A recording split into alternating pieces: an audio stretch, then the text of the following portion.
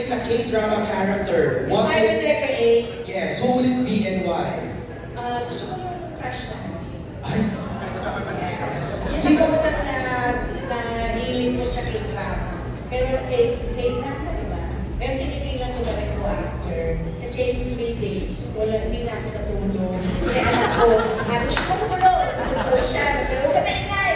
Sabi ko, gabi na. Sulahan ako sa wala nang sound. Ako yung anak ko, madaling araw na silent. Kasi di ba binabasa mo lang naman yung subtitle. Oo, gabi-gabi na. Ako na naman. Kaya sabi ko na meron ko na nabutong K-drama. Talagang maaari ka talaga.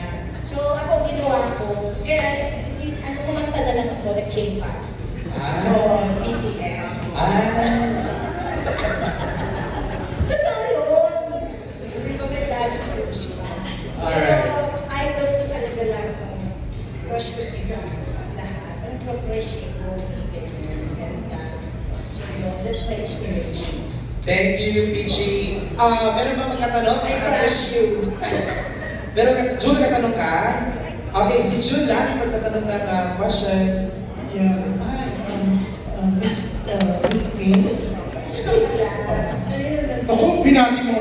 No, tapos, Hindi, ibig sabihin, lumipat. oo, lumipat ako. Wala na ako sinano. Talagang Wala na. nakikita ko sa mga pwes. Ano sigurado? Piling ko na kanina medyo kinabahan ka dahil kaya mong umalis na ako kita matatawa. Oo. So, eto na, pinag-usapan Wala sa sabi ko, pwede pala yun. Eh, sinabi ko na pwede pala yun. Nagkahaya na sa akin. Hindi tatanungin kita. Pero yan, nakaka-excite ako. Sasama ni Alexa Ilacan with this movie. Kasi before napabalita na, di ba na-excite ka, naghahanap ng Buba Junior dapat. Oo.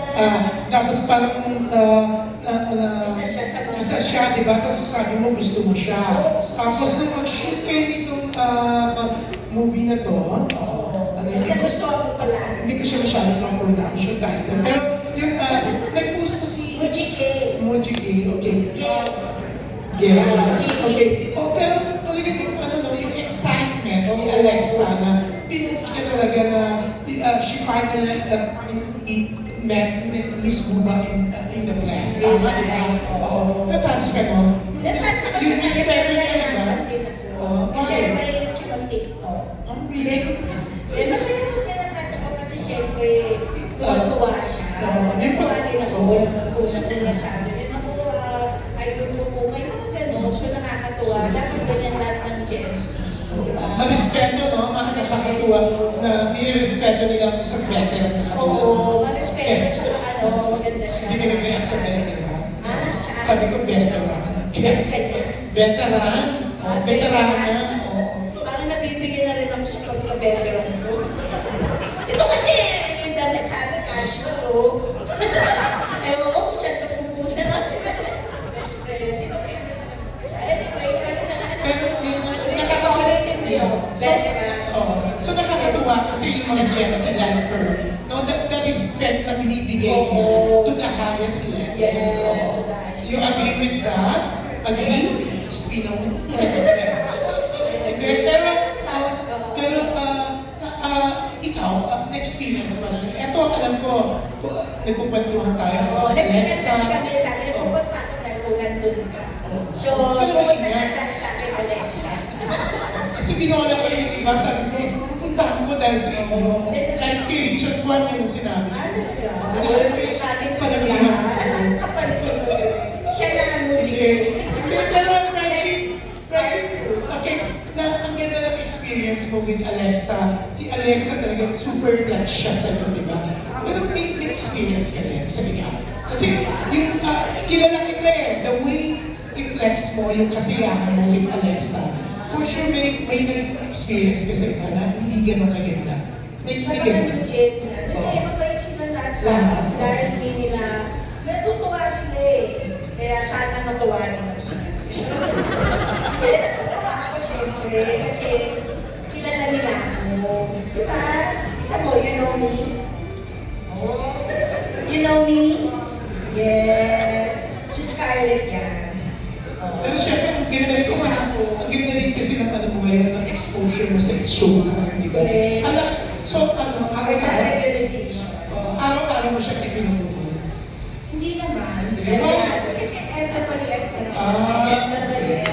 So every time na doon ka sa show, So, hindi buwabag yung walang maka-attend. Ako na lang yung na-attend. Kasi doon ako nakakira sa tabi ng ABS. Hindi pa lang kaloka, like lang po ako host guys, ganyan. So, awa ng Diyos, regular na. So, pero not every day, every hour. Pero at least, no, hindi nawawala sa group of people. Thank you. Oo, kaya nandito na muna ako. Kwento ng regular, hindi ko sa showtime. Regular na siya. Yung last one namin tayo, to the Philippines and to the Filipinos.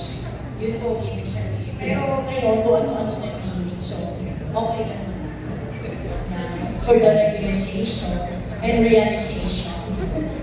Pero yung friendship, thank you. We're all excited you're back here in the Philippines and with this movie. Diba? We're excited to watch.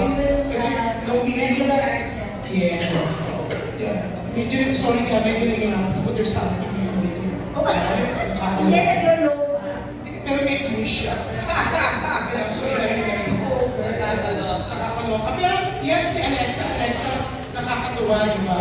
For, na isang katulad ni Rupa May Quinto, na talaga naman tinitingala. Oo, na talagang super puri ka. Nakakatuwa. Ako, I always hear naman talaga na you're really, really nice. Oh. Pero alam ko, minano mo yan sa mga ilakad. Kasi ang mga ilakad talaga grabe ang kabaitan ng pagiging mag-PR. Pero yun, pag yung nagpupuri ka, Alexa, anong napipil mo na at least, di ba? Yung iba kasi, may pag-extra, pero ikaw, talagang grabe yung puri sila. Siyempre, kinikilig talaga ako.